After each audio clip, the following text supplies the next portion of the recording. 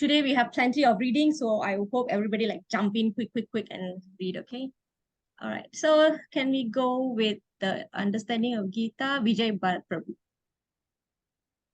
Hare Krishna Mataji. The subject of the Gita, Bhagavad Gita entails the comprehension of 5 basic truths. First of all, the science of God is explained, and then the constitutional position of the living entities, jivas. There is Ishwar, which means the controller, and the jivas, the living entity which are controlled. If a living entity says that he is not controlled, but he is free, then he is insane. The living being is controlled in every respect, at least in his conditioned life.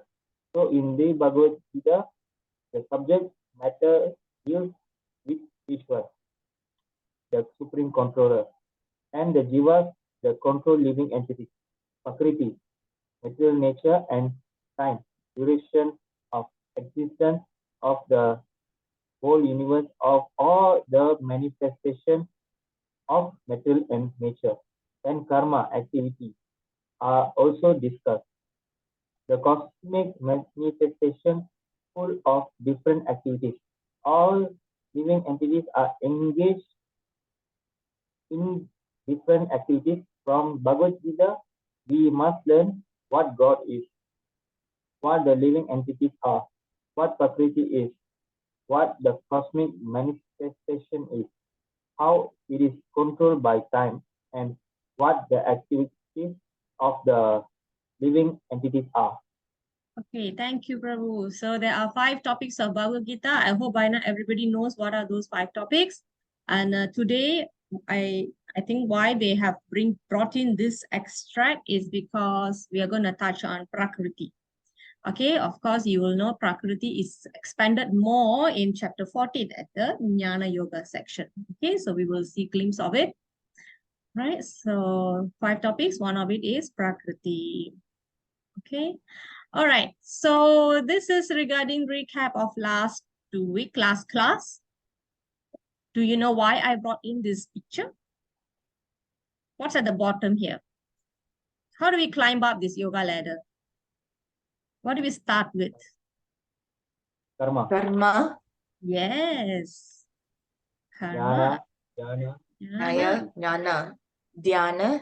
Yeah. So after you do that, observe, do that do's and don'ts, you cultivate knowledge, and you are ready to go further on the yoga ladder to Ashtanga Yoga. So what did we particularly cover?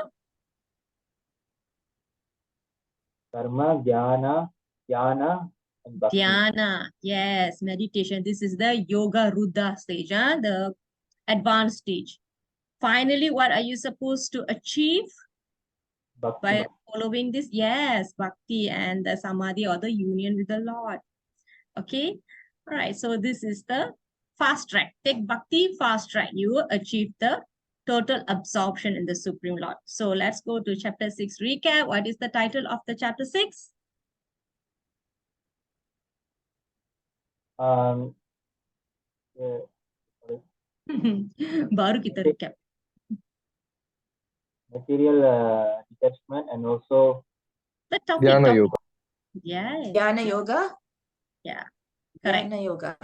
Right. Okay, so first segment we covered about how Krishna answered Arjuna's question. I mean, Krishna talks about what is yogi actually? What is a yogi? What is a yoga?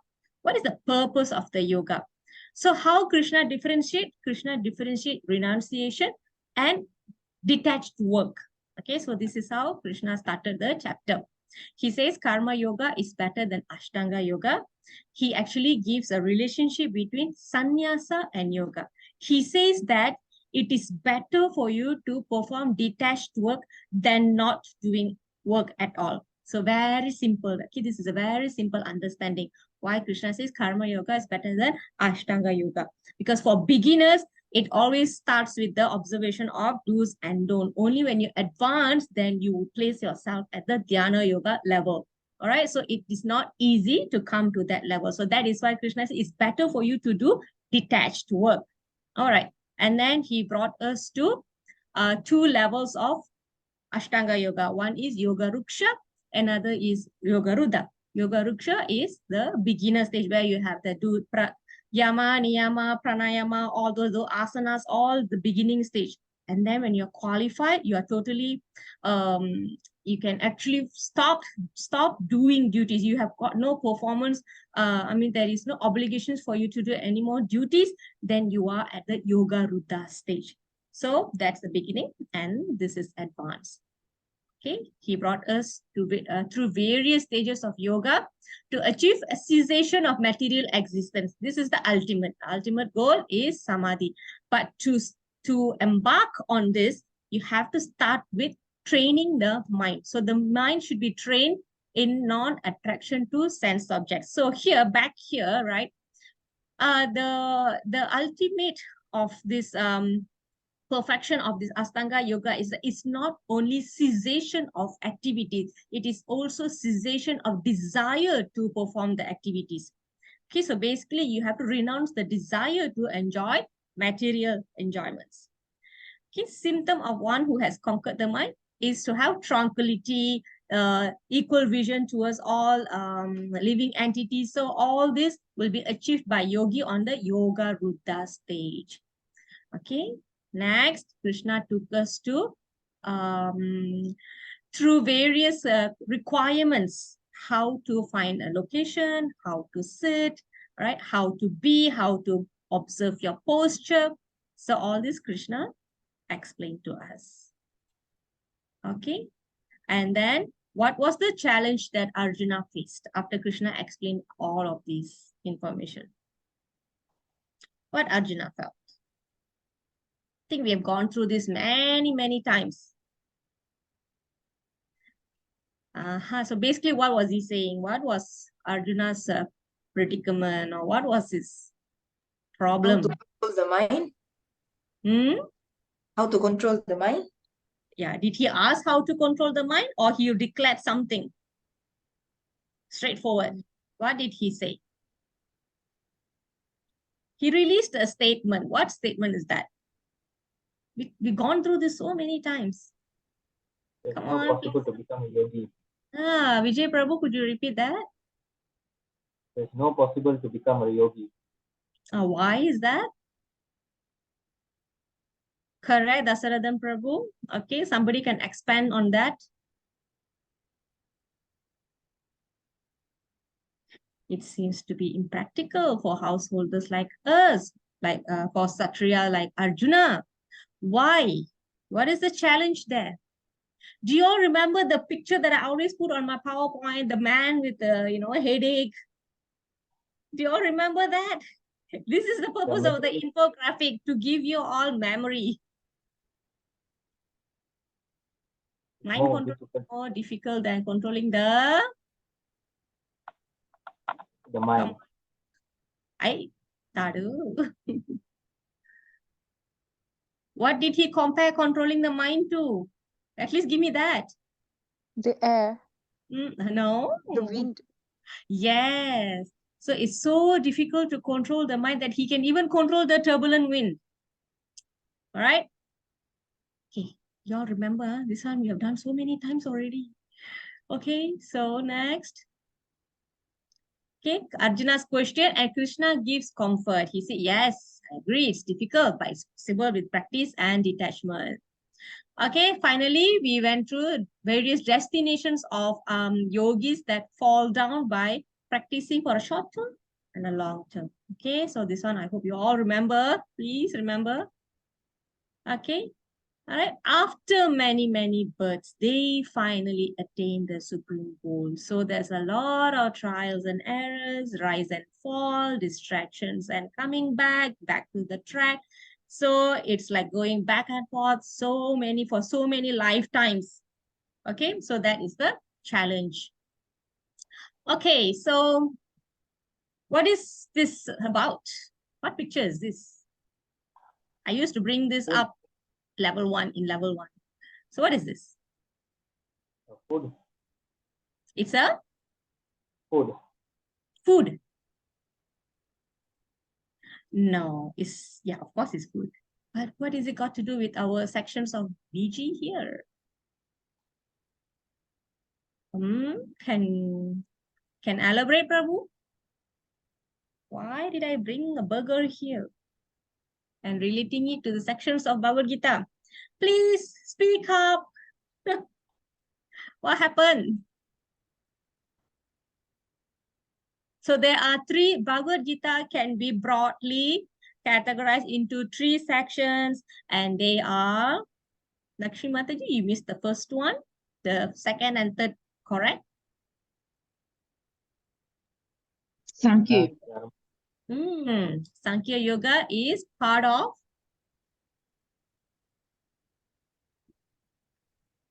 Part of our mind, body. a part of which yoga? Sankhya Yoga is part of which yoga? First one, Each chapters we covered Sankhya Yoga, Karma Yoga. What's the other yoga that we covered? We just did the recap.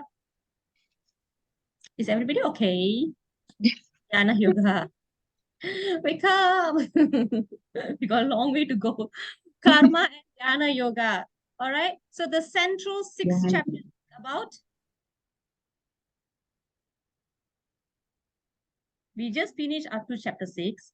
We covered Karma Yoga, which includes Sankhya Yoga, and we covered up to Dhyana Yoga. So where are we going now?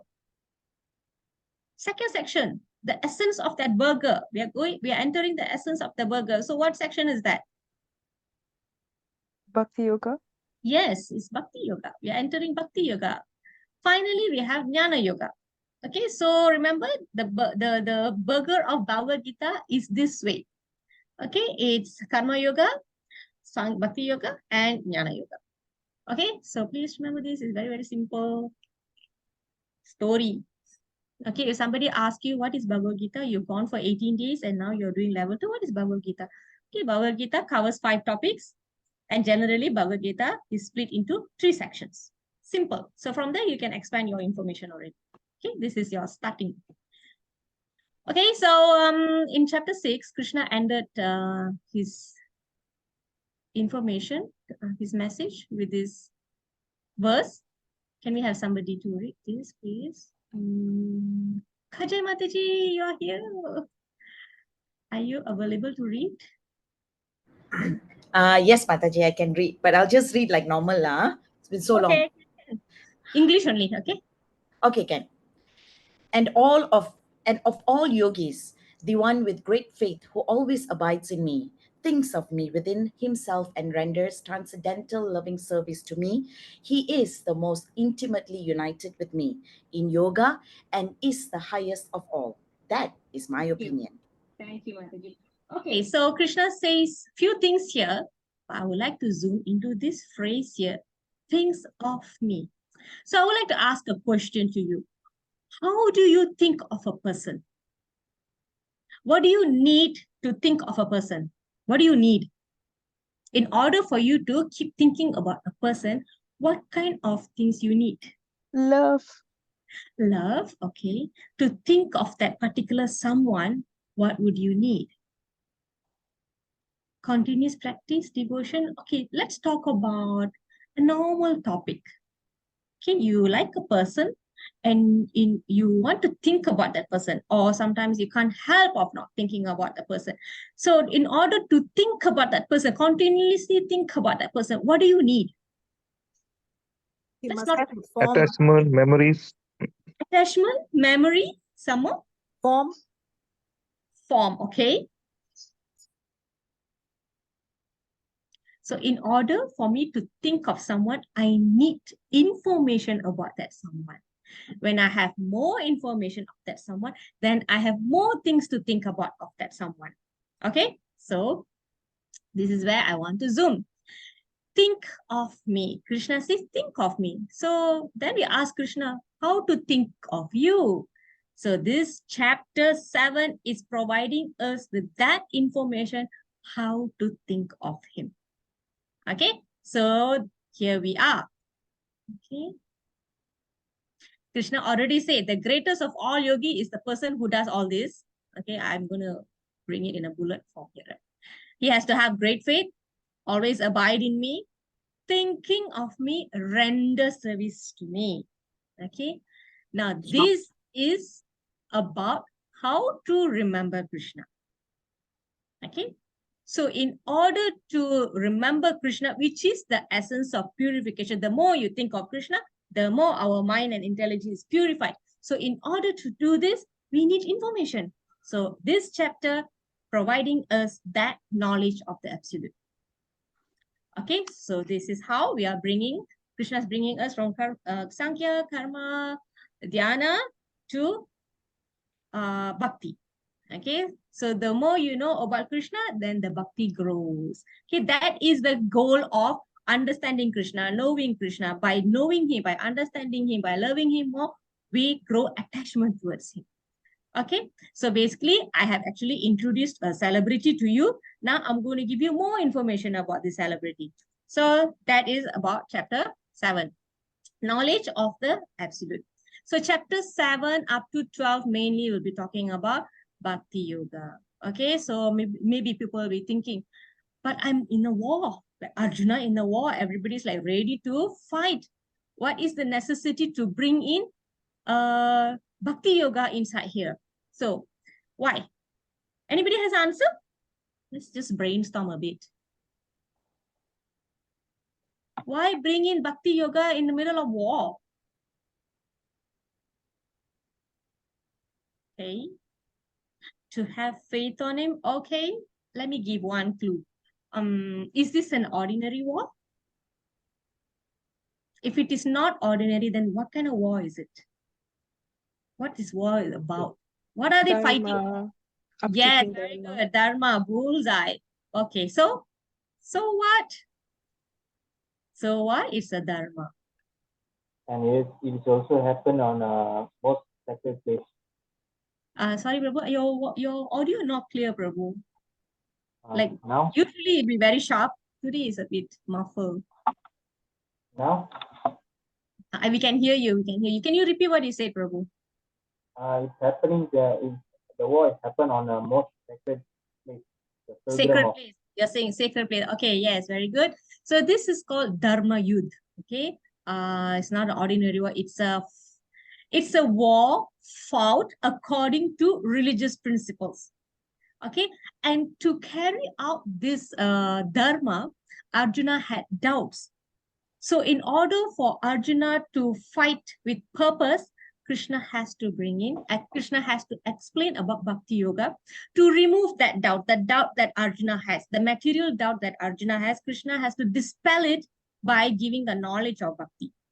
Okay, so that he knows why is he fighting this, why he has to fight. Okay, so we are here to learn Bhagavad Gita, and the knowledge is coming from the person that we are talking about. And there could be no better person who can talk about yourself than yourself. All right, a lot of people can talk about yourself. A lot of things could be written about you, but it's perfect only when you tell about yourself to others. Okay, so that will be perfect knowledge. Okay, so after this, it will get more interesting because Krishna is declaring a lot of things about himself.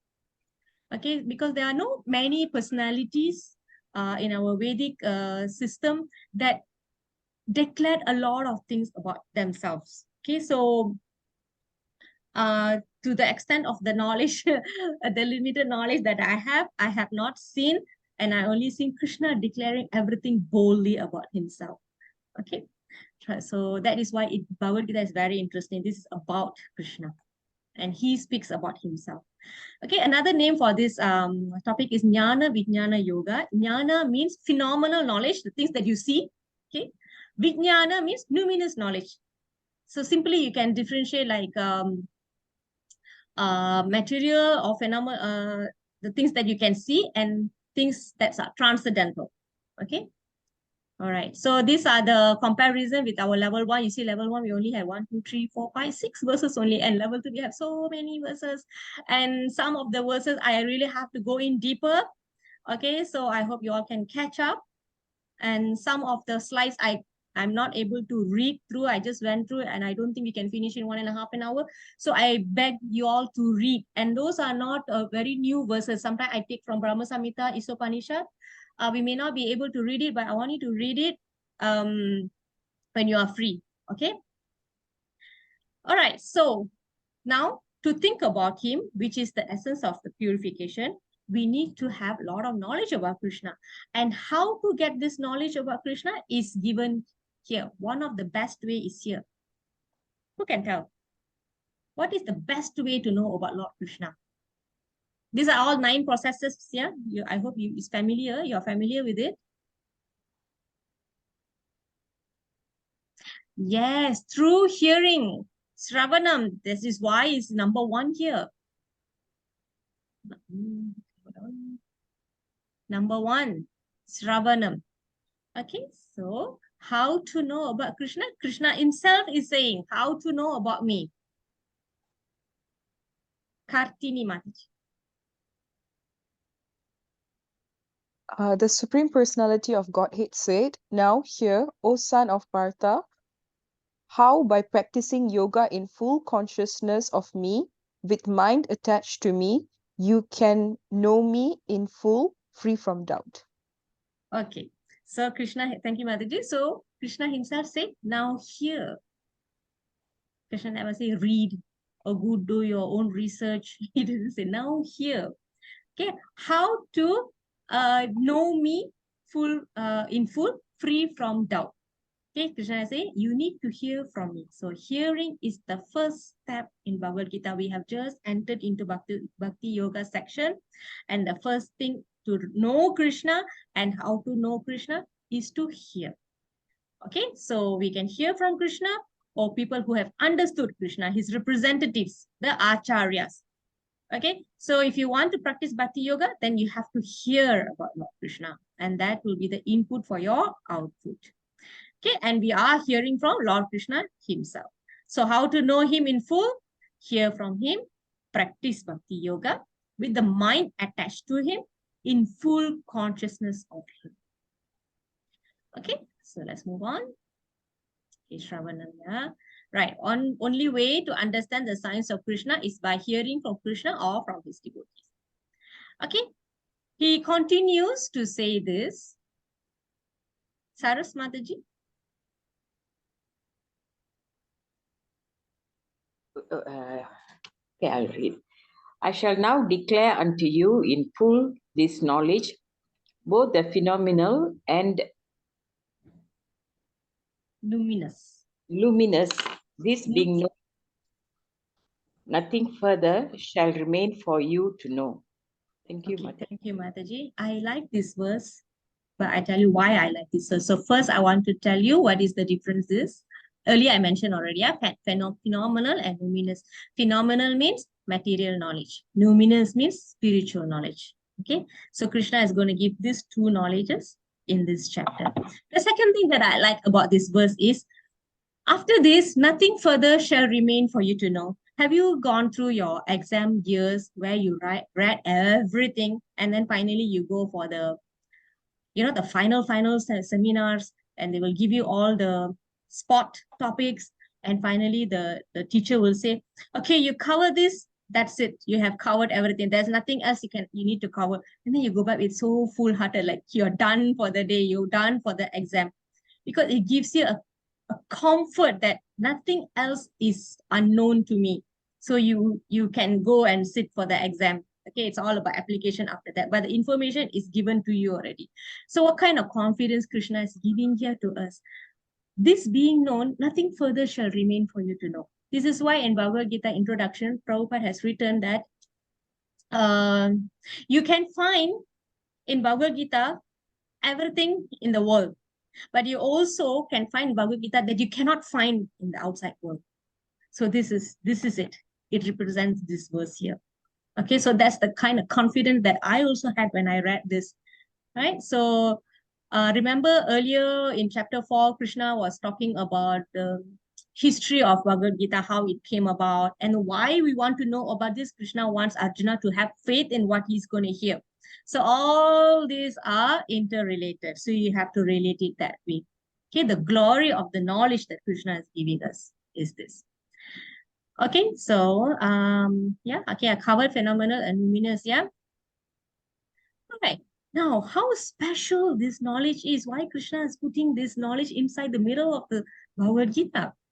Okay, so we will see how special the knowledge is, how special people are hearing this knowledge, how special you are sitting there hearing this and we are discussing this. Okay. Lakshmi Mataji.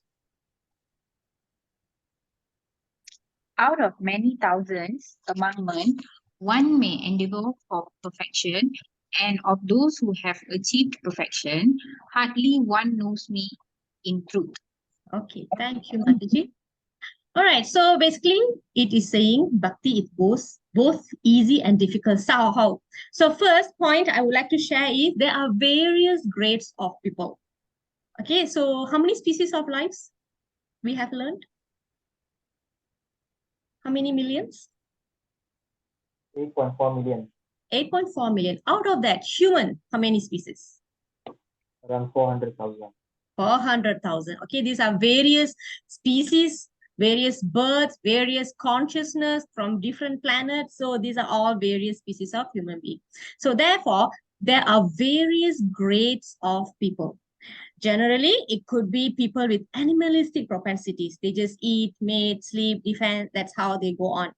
And then there are other people who are actually interested in transcendent knowledge, but at different levels. Sometimes they are just interested in performing karma yoga.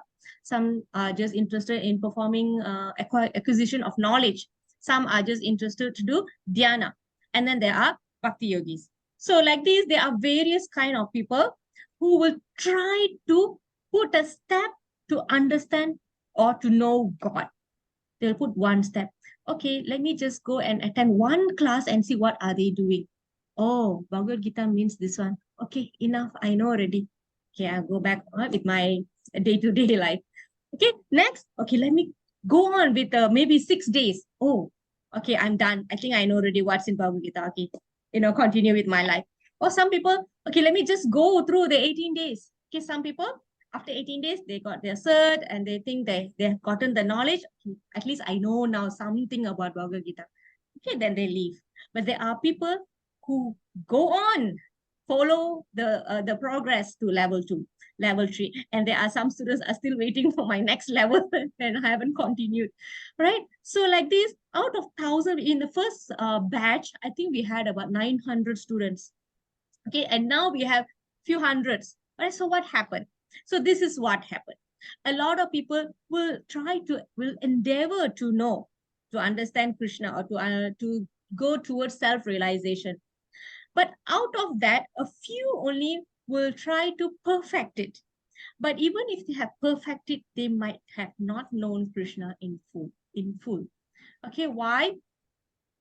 Because they some people, they embark on this generally. I'm not talking about this course. Generally, when they're interested in self-realization, they probably will embark on acquiring yogic powers. All right. So once they get their yogic power, what do? Is they use the power for their material benefits, or to gain name and fame, some material gains, followers, money. So they do for that.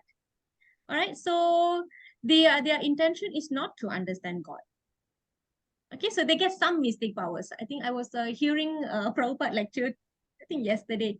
There was a Prabhupada was saying a yogi, when he's advanced, he can do many things, like become heavier than heaviest. He can become light. He can become small. He can become big. So he knew personally one person named Chakravarti. It's very famous. Prabhupada has mentioned in this lecture. This person has actually entered into a body of a bee. So, and the owner was like carrying the bee. Okay, Chakravarti, come out. Chakravarti, go in. He was actually speaking to the bee, and then the bee was following the instruction. So these are all the material advancements a yogi could achieve. Okay, right? And then there are more advanced people who can meditate and then do yoga for many years, but they still don't know Krishna in truth. So this is what Krishna is saying, right? So The application here is that bhakti is not difficult in the sense that you do not need any material qualification. You don't need to be an expert to do yoga. You don't need to be a controlled person in meditation. You don't need all these qualifications. You don't need to be, you don't need to have an academic qualification. You don't need to know super bombastic words to perform your bhakti. All right. It's very easy to go into bhakti. But to truly serve Krishna by selfless devotion, that will be a challenge. Meaning you should not have any material formula or mental speculation. If I do this seva, then Krishna will give me this. So we shouldn't have that. A lot of us have that. Okay, so it's not just putting a step into the bhakti yoga part. It's about perfecting it. So you can apply here in bhakti also, we can apply this. So bhakti is both easy and difficult. It's easy to come in, but to perfect it is not easy. Okay, so this is the rarity of this knowledge for us to appreciate this knowledge that Krishna is giving us. So now we are moving in. We are moving to understand the various energies that Krishna has. Okay, so this is where the facts come in. So please pay attention. First, Krishna is going to explain about material or inferior energy. Later, he will go into his spiritual or superior energy. Okay, so in this section, right, this section is from 7.4 to 7.12. Krishna is explaining material and spiritual energies. Okay, what are these?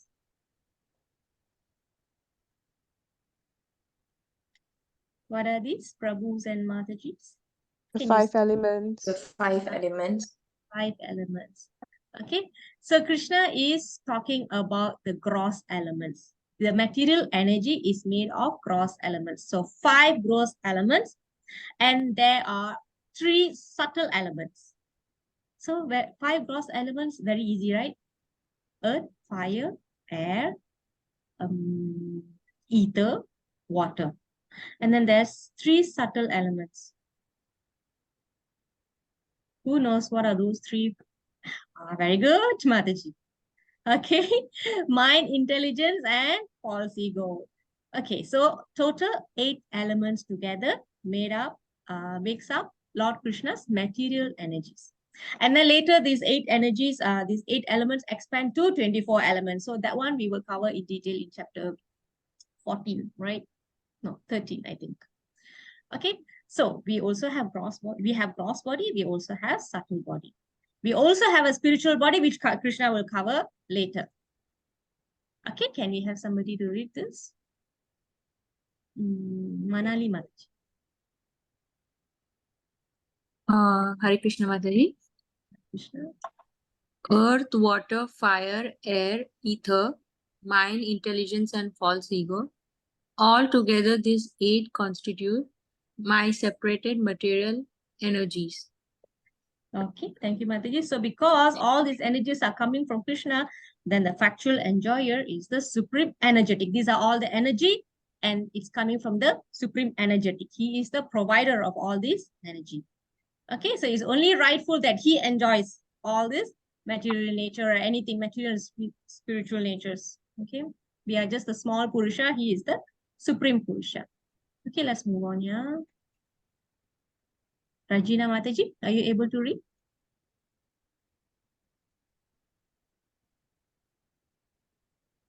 Okay, Meena Mataji. No. Okay, Sivaranjini Mataji. Hare Krishna Mataji. Besides this, O mighty armed Arjuna, there is another superior energy of mind, which comprises the living entities who are exploiting the resources of this material, inferior nature.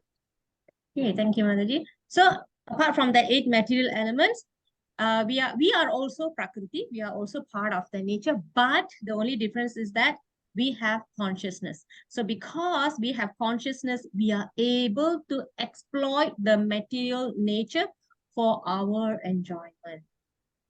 We think that this material nature is for my enjoyment. That is the disease. That is the problem. That everything is meant for my pleasure. Enjoy life. Life is short. We live only once. And then the other day I saw one quote, he who owns the most number of toys is the winner, something like that. All right. So the entire world is built up on that. It's pushing us to be passionate about exploiting the material nature, to lord over the material nature for our enjoyment.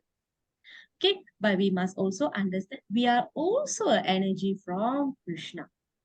Therefore, we are meant to be controlled by Krishna. So Krishna controls both material and spiritual energies. Because we have some quality of the Supreme Lord, we think we are also as good as him. We also want to enjoy like him. Okay, we are part and parcel of the Lord. So we are also superior to the material energy. Okay, I repeat, yeah. This is why we are having the tendency to exploit the resources. Okay, because the resources are inferior in nature. So therefore, we, part of the Prakriti, but we also have some qualities of Krishna. We are in between. We are called material energy. So we can be material and spiritual energy. So that's why we are called marginal. We have both. Okay, right? So that is inferior, material, that is superior, spiritual, and we are marginal. We are both. So understand now this one? Okay, this one is a little very technical information, but I hope I made it simple for you. Okay, we are marginal, we are in between. Okay, so earlier Krishna talked about inferior energy. Now he spoke about superior energy. We are in between, marginal. Okay, next. Somasundara Prabhu.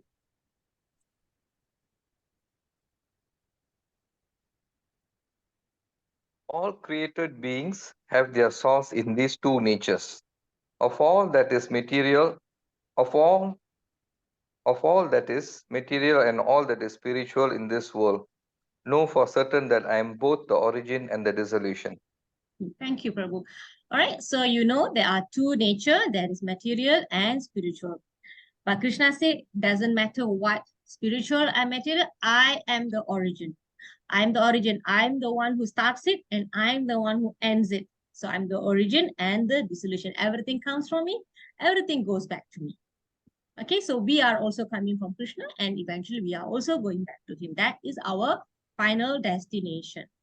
So the Lord is superior to both material and marginal. Material is the Prakriti. When I use material and marginal, I hope it's okay for you all to follow. Okay, so material, the matter, material means matter, and we are the marginal because we are in between.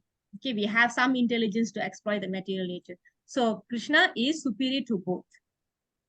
Okay, so to explain this, Krishna will give one beautiful example in 7.7 to show that how everything rests upon him. Do you know what I'm trying to show next? Who can guess?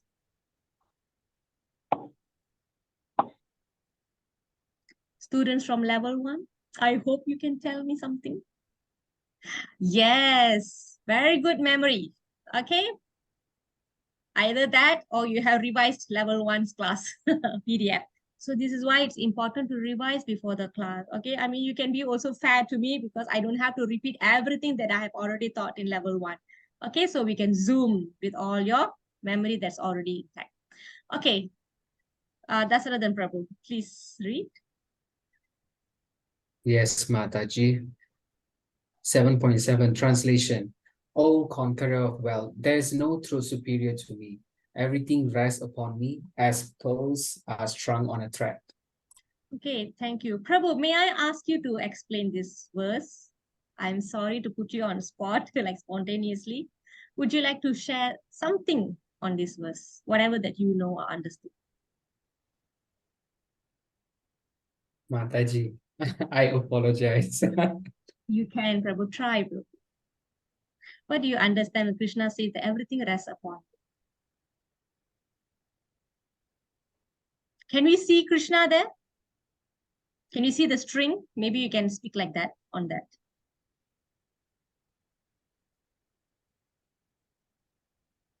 Sorry, Mataji, I can't. Okay. All right. So next time I assign. Okay, I didn't have time to assign. There's so many verses for me to prepare today.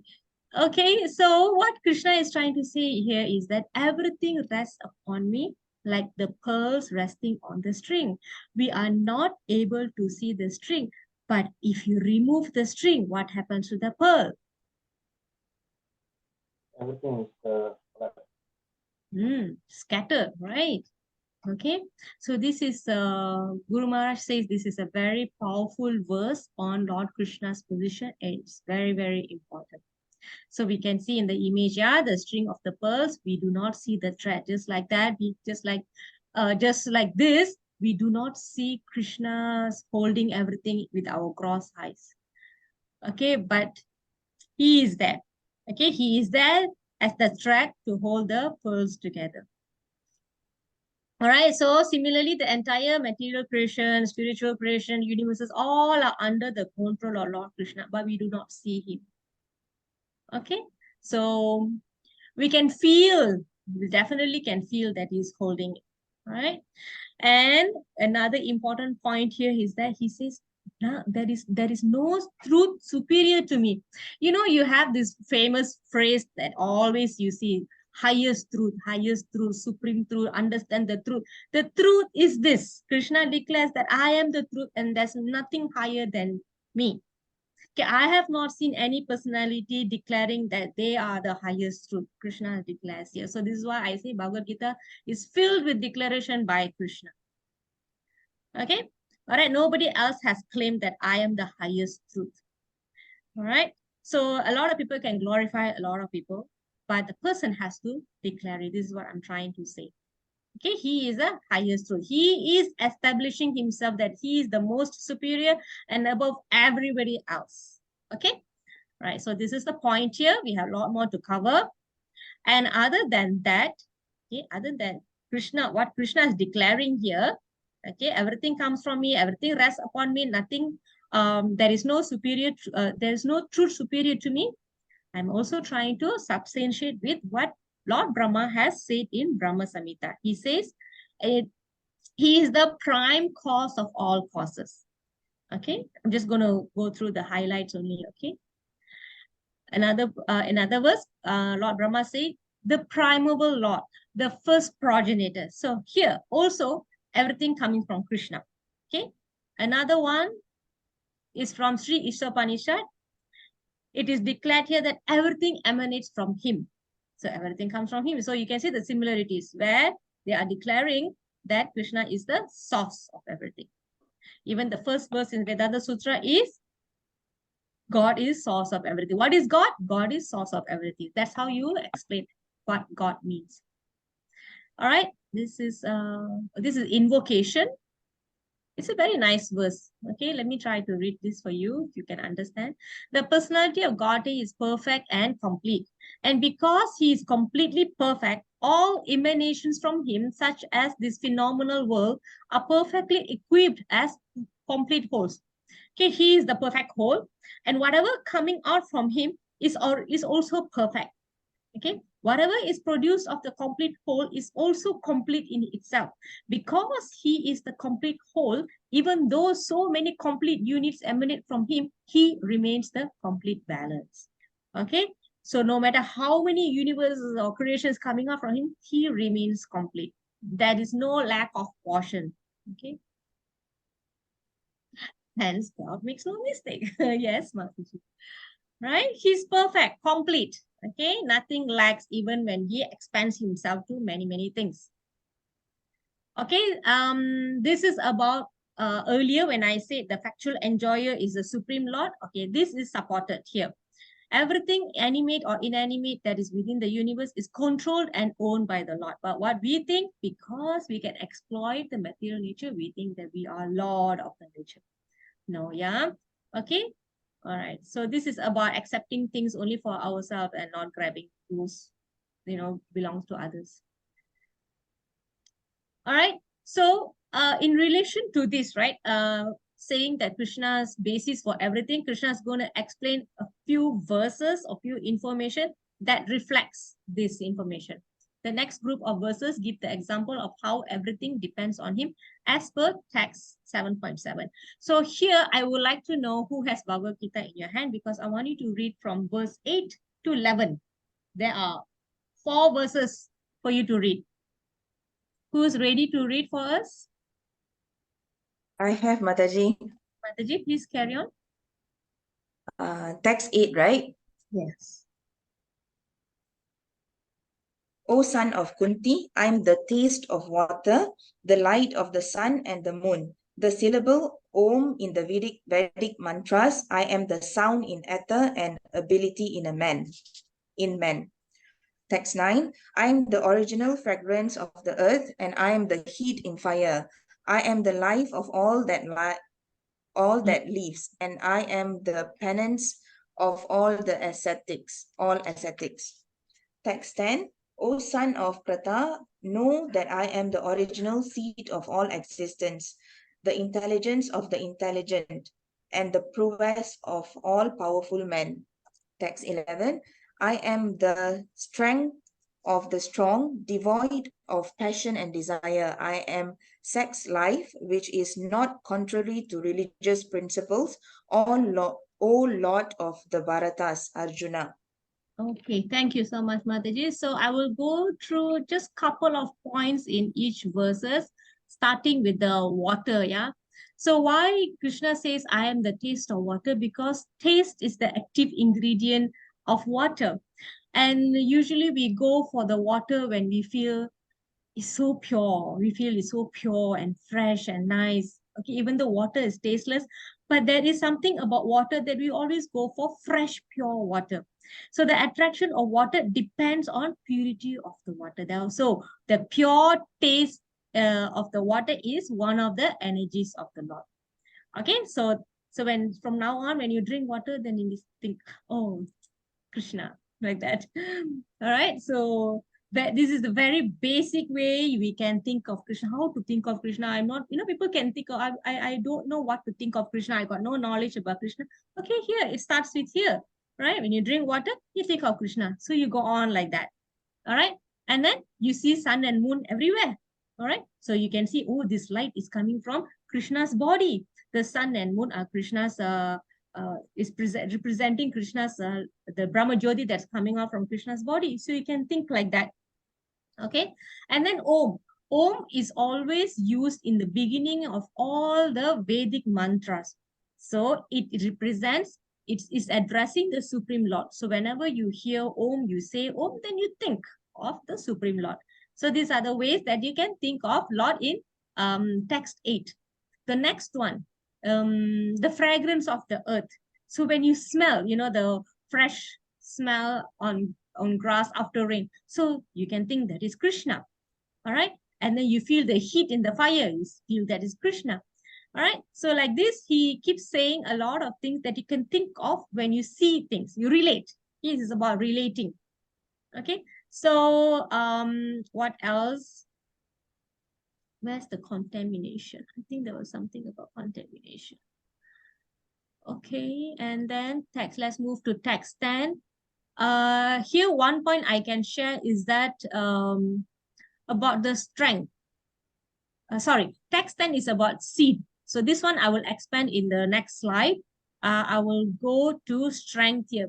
So strength is to be used, to be applied to protect the weak, not for personal aggression. So such strength represents Krishna.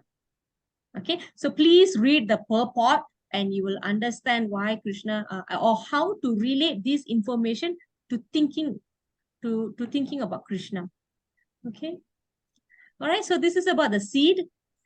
This verse is actually from 14.4. Of course, here it is mentioned where text 10, O son of Pruta, know that I am the original seed of all existence, not only human. All existence, Krishna is the seed-giving father.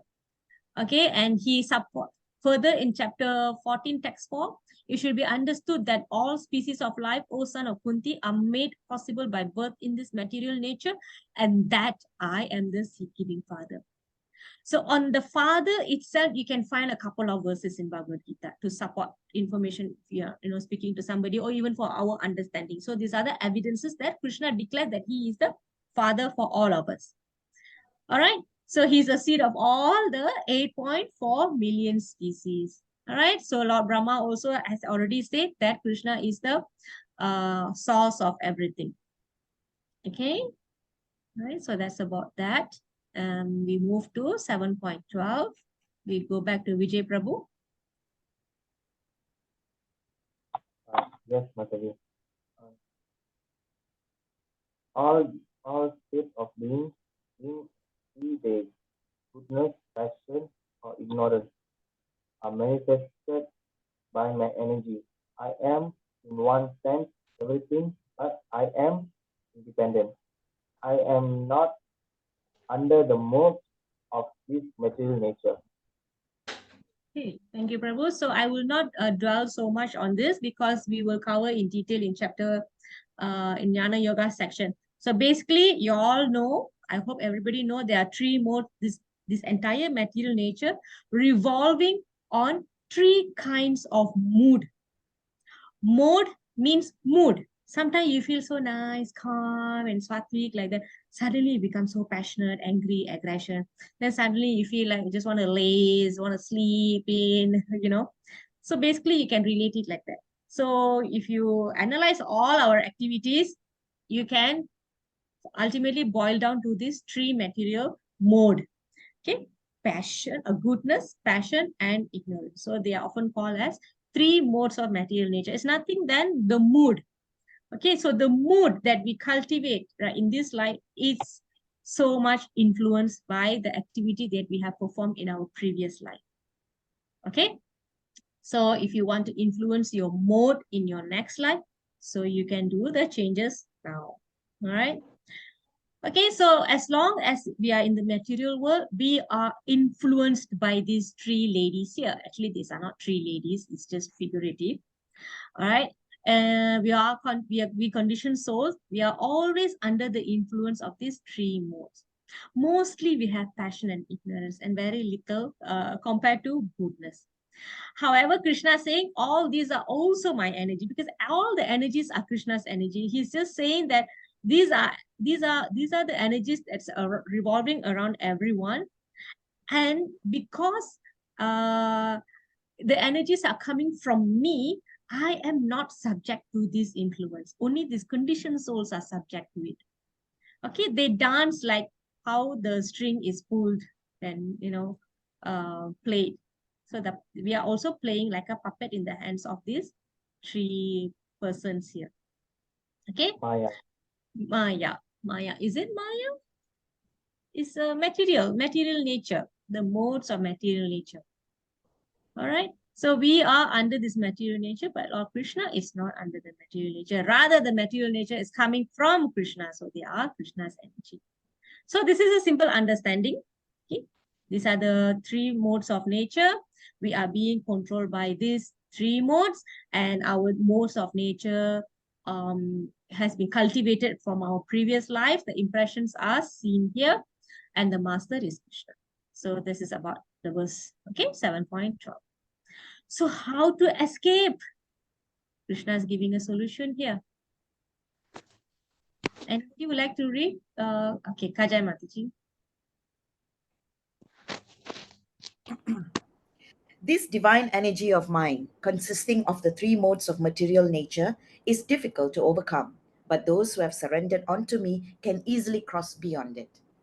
Okay, thank you, Madhuri. So, since Krishna is the master and all this entire creation is performing under his expert direction, so it is difficult for us to overcome it ourselves because somehow or other we will be controlled by the three modes of material nature. Okay, so only when we surrender to the master, he can take us across this ocean of miseries. Okay, and information here is that the personification of this material nature is goddess Durga, Mother Durga. She is called the superintendent of this material world. Okay, she is protecting us, protecting this material world, but she keeps us there so that we are truly qualified before we go to the spiritual world. Okay, so that is JD. Okay, she has to ensure because we have done something and we have fallen into this material world, which is a prison. So just like we have superintendent of a person who is supervising the prison, the realm of this prison, she has to ensure that we are truly qualified to transcend this material world. Okay. All right. Durga means great fort. The name Durga means itself is a great fort, and it's very difficult to get out. Fort means it's very difficult to get out. So how to get out of this material nature? It is easy if we have surrendered to Krishna. Okay. All right. So this is basically a picture to show that if you want to swim across this ocean, it's very difficult. It's like endless.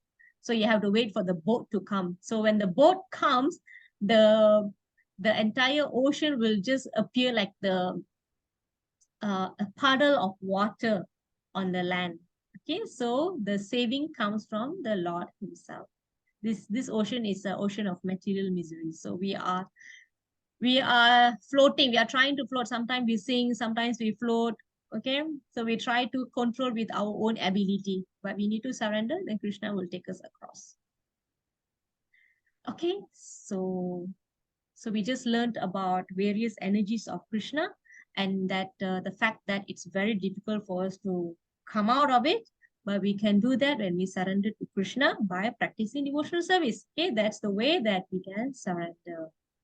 Okay, how to surrender?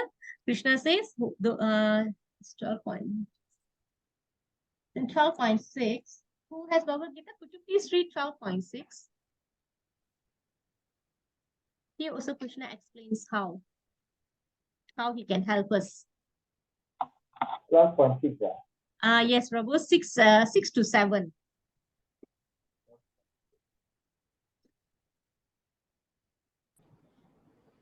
I can read, Mataji. Okay, Kajal Mataji can.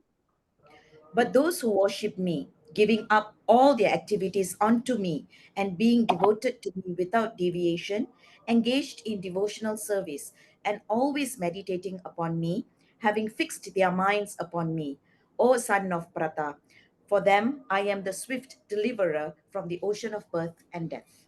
Okay, thank you, Mataji. So I did not put the verse number here. So if anybody taking down the notes, so you can just add on, yeah, 12.6 to 7. So it's very relatable verse also. Okay, so now we are entering a segment where I have to explain quite a lot, and then we'll have 1 minute break if I need to catch up my breath. Okay, so this is a revision verse. Okay, we have covered this in level 1. Okay, there are 4 kinds of people who will not surrender to Krishna. Remember earlier, what I mentioned is we can cross this material ocean when we surrender. All right, and there are people who are not able to surrender. And these are categorized into 4. And they are called Duskritino. Sukritino is pious, Duskritino is impious. Okay, can we have somebody to read? Kartini Mataji.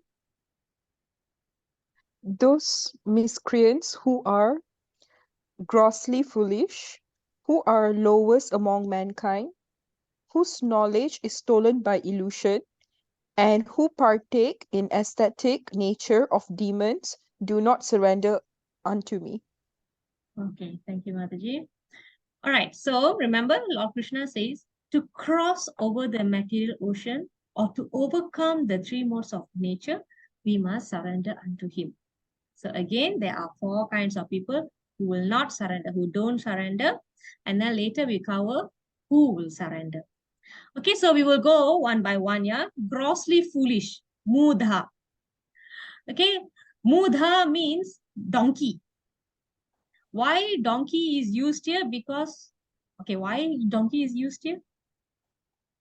Why donkey is used? Mudha. It's known to be foolish.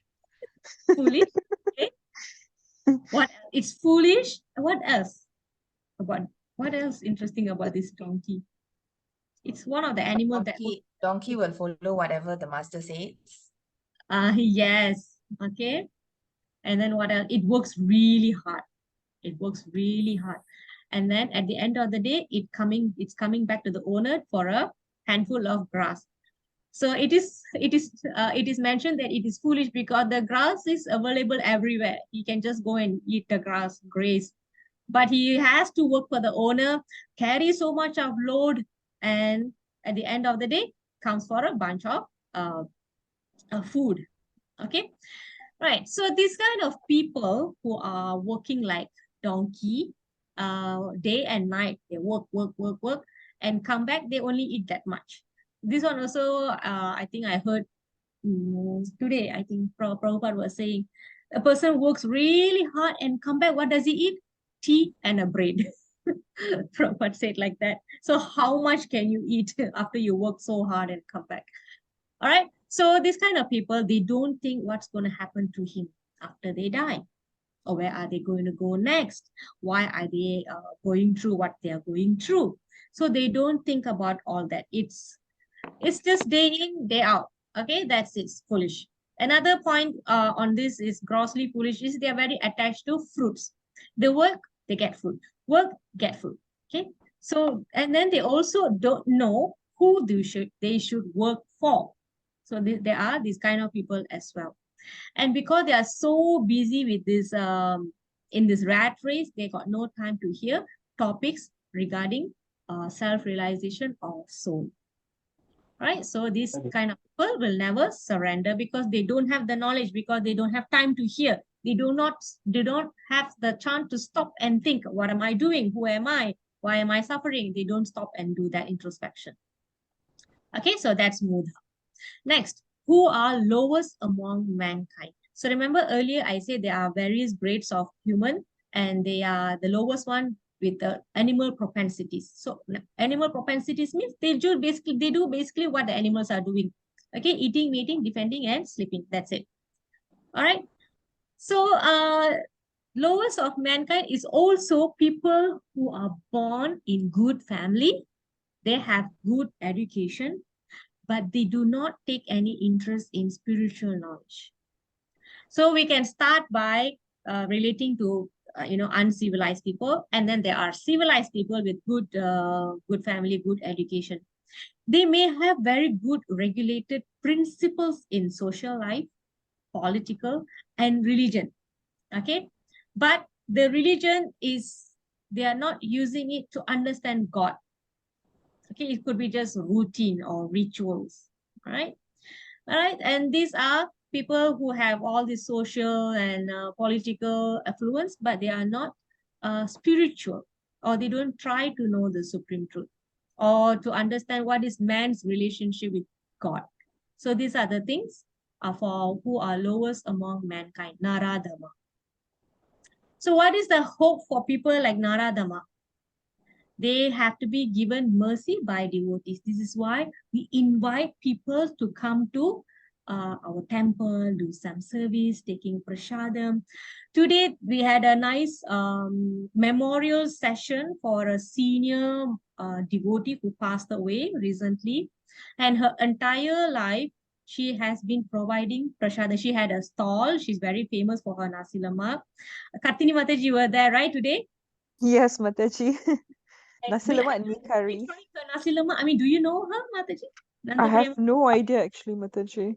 Apparently, the stall is near temple. It's near Old Klang Road. But apparently, people as far from Kepung also will come. All right, and her entire nature is about distributing prasadam. People were glorifying about her nature of giving prasadam. So there's during this Smriti Sabha, this glorification session, one Prabhu shared that he actually seen a verse saying that the glory of taking prasadam one time, you actually have started your spiritual life, or just by taking one time prasadam.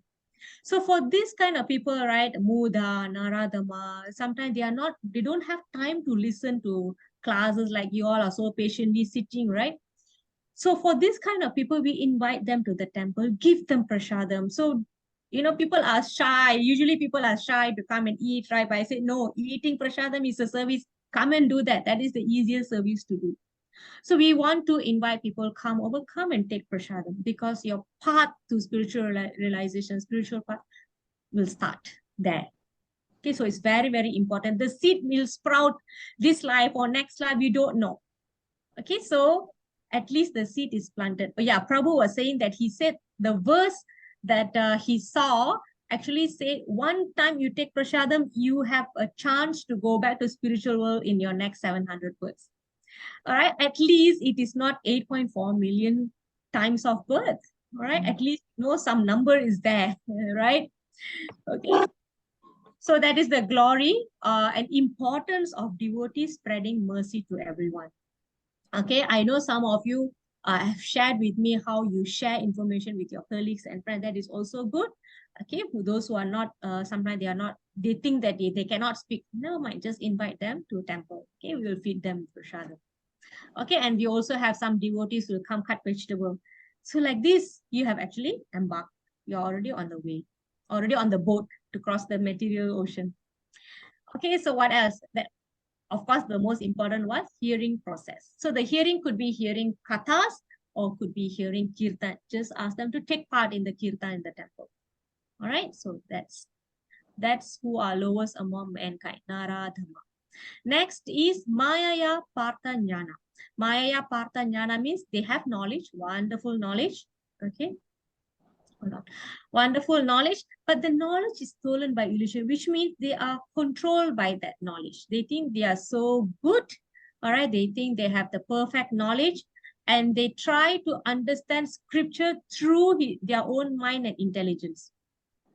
Okay, it actually means this way. Actually, it means this way, but actually we already have the interpretation, everything, straightforward translation, but they still want to interpret it the way that they want to.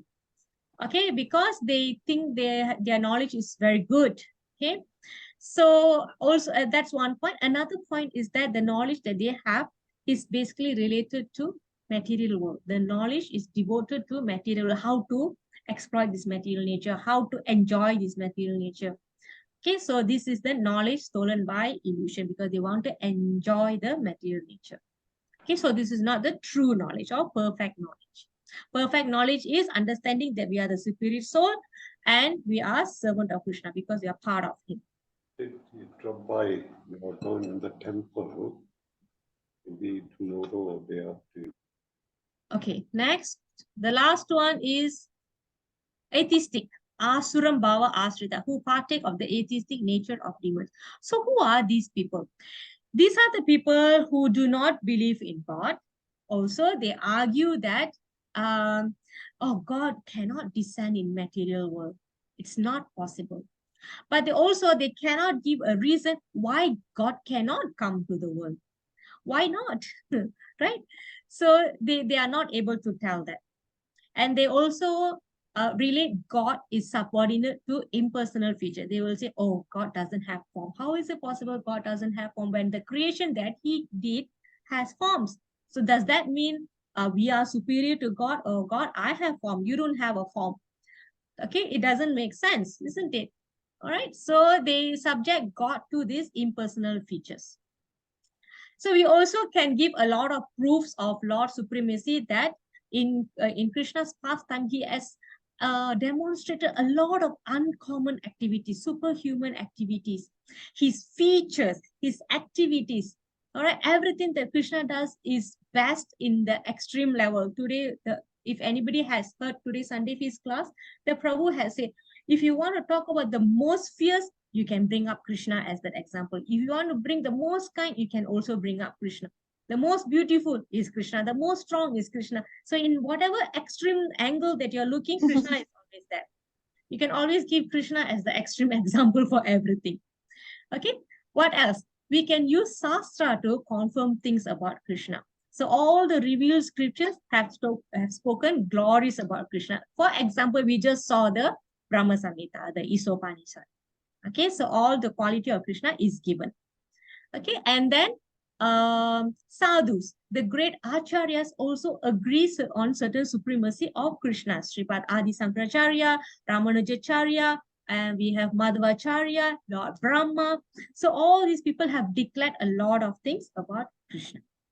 So when we have so many various proofs of Krishna's supremacy, descent on earth, why the atheists are saying, oh, it's not possible for God to come down. But they can't prove why it cannot come down. Okay? All right. So these are the 4 kind of people will not surrender to Krishna.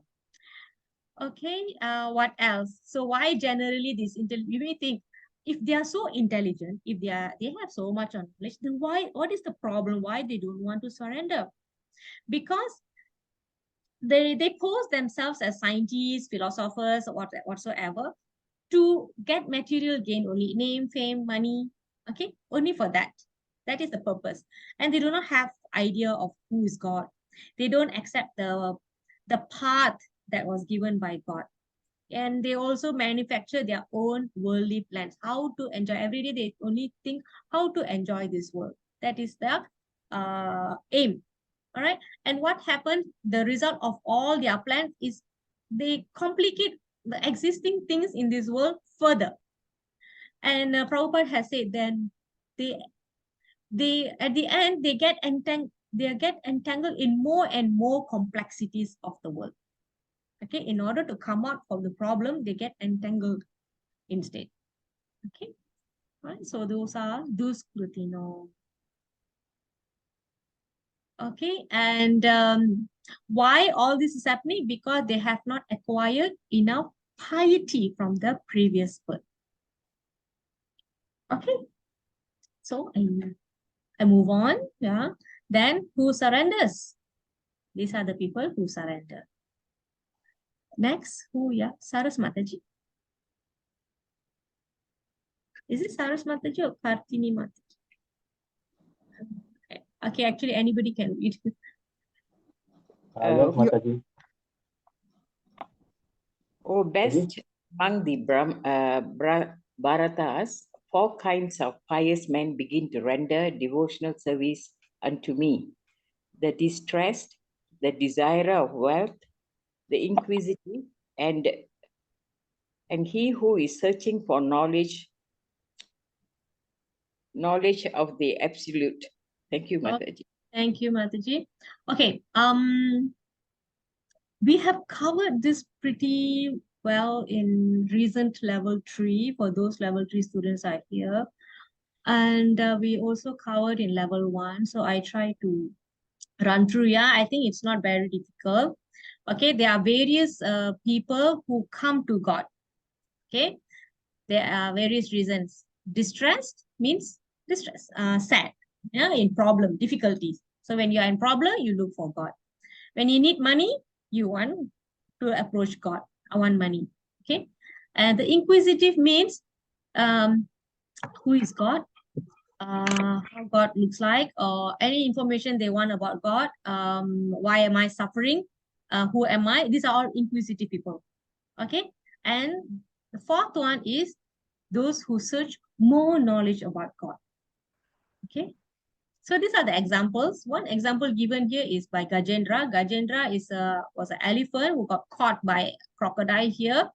Okay, they were fighting for a long time, and finally Gajendra called out to Lord Vishnu, and Lord Vishnu comes. So this is an example when we call out to the Lord when we are distressed. Dhruva, this is Dhruva.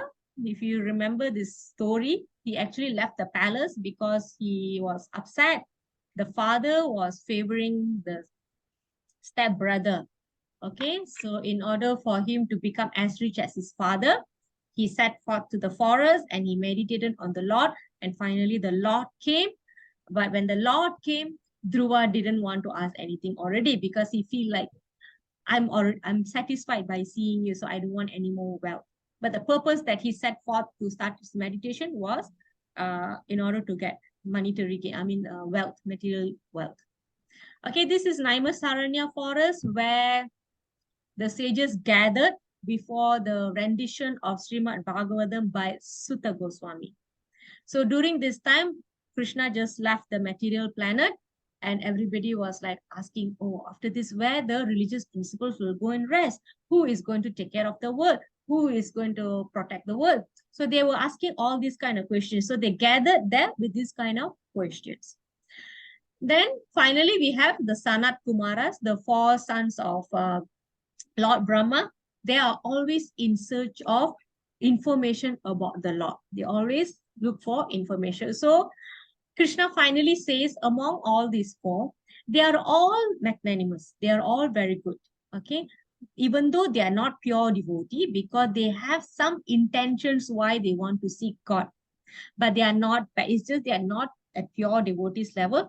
At the same time, they are not bad because they, whatever it is, even though they don't know what to pray for, this is the exact line that Prabhupada said in the lecture I heard yesterday.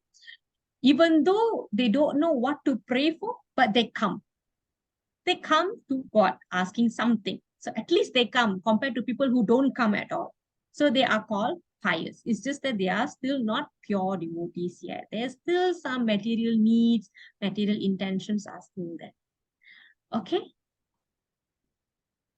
I'm going to skip this video, all right? So I'm going to move on because we have until 7:30, I think. Okay, can we have somebody to read? Anyone?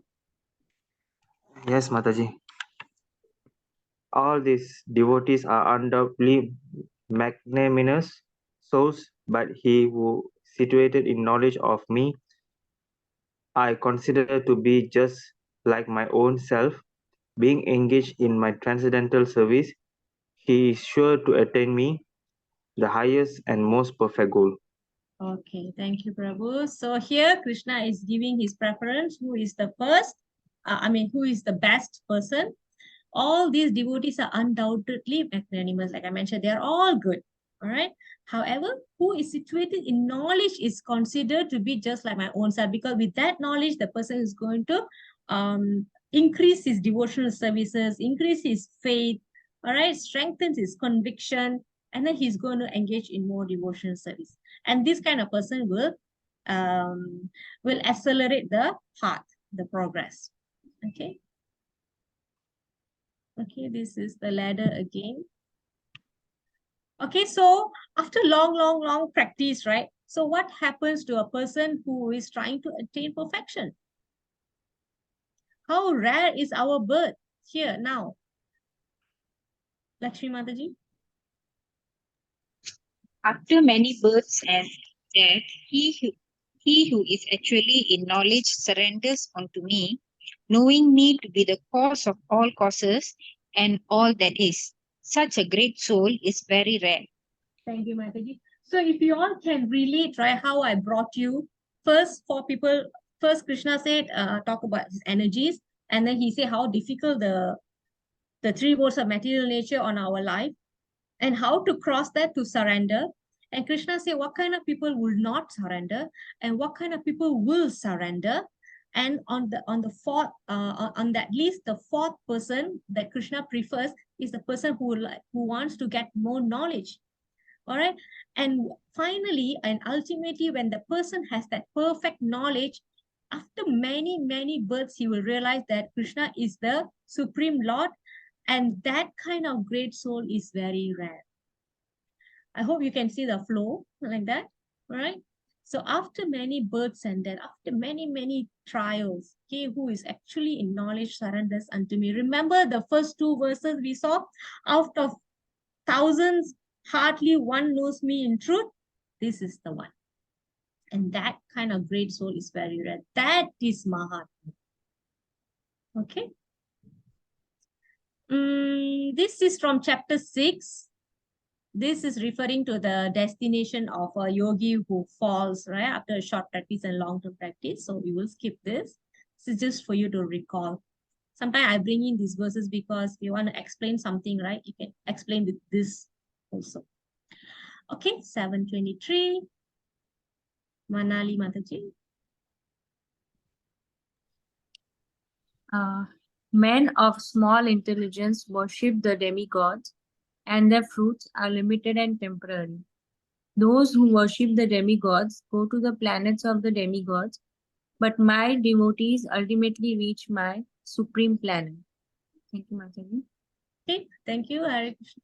All right, so here, do not mistake that the worship of demigod is small.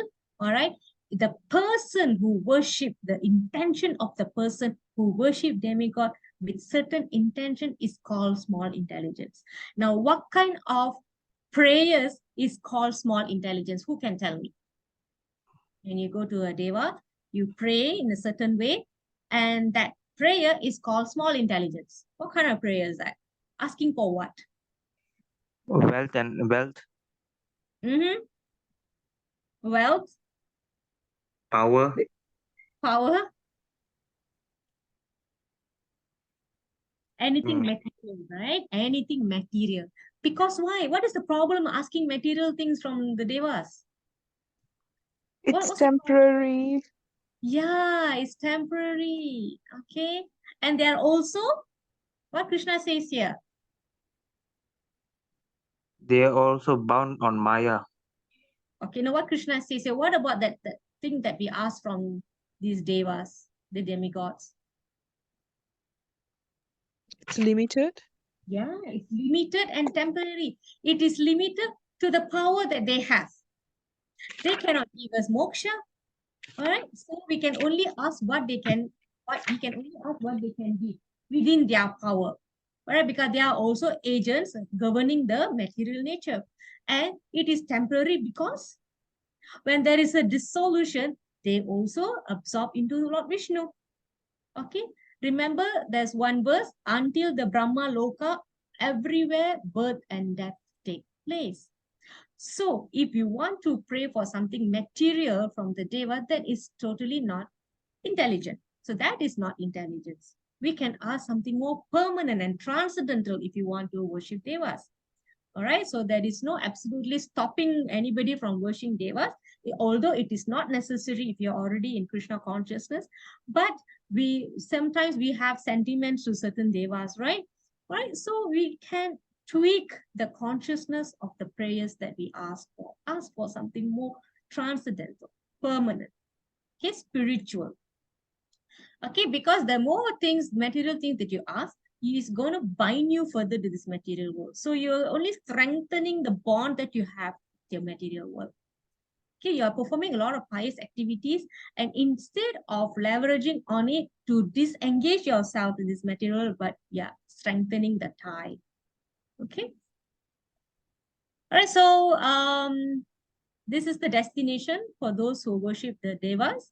They go to the planet of the devas. Every devas have their own planets, and those who worship me will come to me. This is what Krishna is saying. Okay. Yeah. So because Krishna is the master of everyone, they all are functioning under the directions of Krishna, because Krishna already said he is the source of all the spiritual and material creation. Okay. So if they were to give anything to us, then it has to be sanctioned by Krishna. Okay, so it's better that we ask something transcendental or ask direct from Krishna. Okay. Yeah, this is the verse. Brahma Bhuvana Loka Punar Avatina Ajna. From the highest planet in the material world down to the lowest, all are places of misery, wherein repeated birth and death take place. But one who attains to my abode, O son of Kunti, never takes birth again. So this is another verse that you can relate to that. This is in chapter 8. Okay, so I'm going to skip all this. You please read on your own. Okay. This is a simple example. Like the son is asking the dad, I want ice cream. The dad said, no, you cannot. I'm giving an alternative because you may get flu. But what this boy did, he went to uncle. All right. So he went to his uncle. Okay, I'll give you 3 ice cream. Yay, like that. And then finally he got sick. Oh, I should have just listened to my dad. He knows what is best for me. Okay. Right. So Lord Krishna gives only what is necessary for us. 725.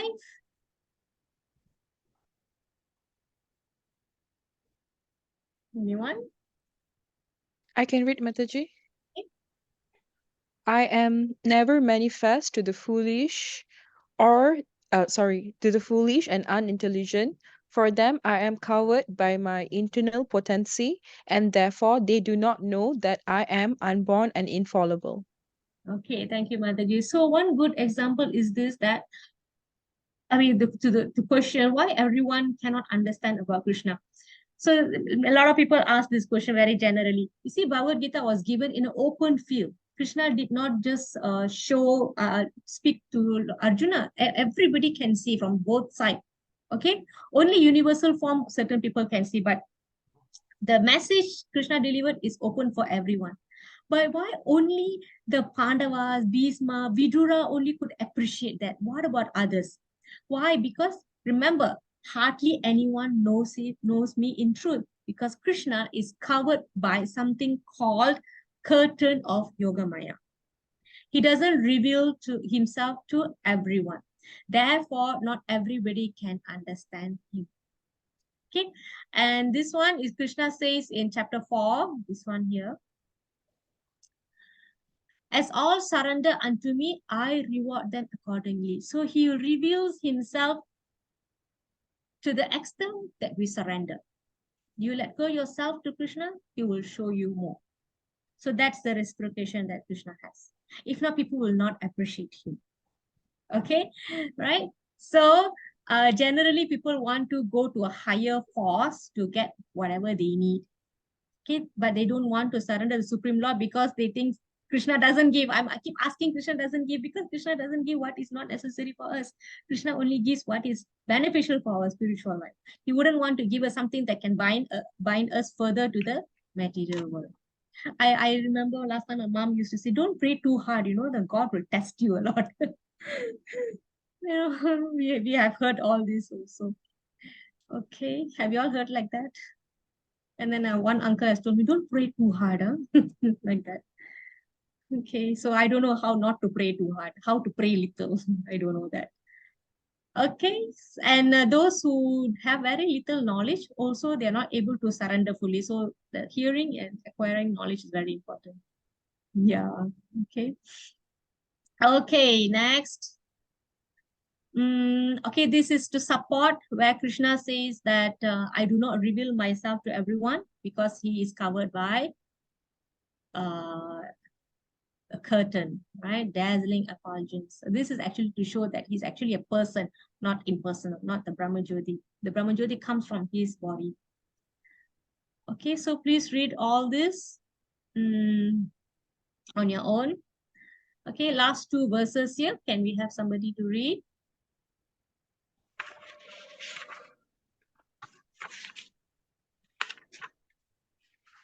Anyone? Persons who have acted piously in previous lives and in this life and whose sinful actions are completely eradicated are freed from the dualities of delusion and they engage themselves in my service with determination. Okay, thank you, Mataji. So it's related to the people that can surrender, yeah, because they have got piety, right? So the piety, based on our activities in the past, our pious activities actually determines our status now, right? So who will engage in worship a Lord with determination? Those who have acted piously in previous life. Okay, so definitely you all have been pious in your previous life. Therefore, you are sitting here and hearing because Krishna already said, this knowledge is very rare. Okay, and if you want to be more fortunate in next life, then we have to be more pious now. Okay, and end of chapter 7, one verse here. Anyone would like to read? I read, Mataji. Okay, Mataji. Those in full consciousness of me who know me, the Supreme Lord, to be the governing principle of the material manifestations, of the demigods, and of all methods of sacrifice, can understand and know me, the Supreme Personality of Godhead, even at the time of death. Right, thank you, Mataji. So this is very, very important verse. Why? I will tell later. So Krishna has been always talking about having knowledge about him to come to his abode, all right? And then he says that if you can understand and know me, you can even remember me at the time of death.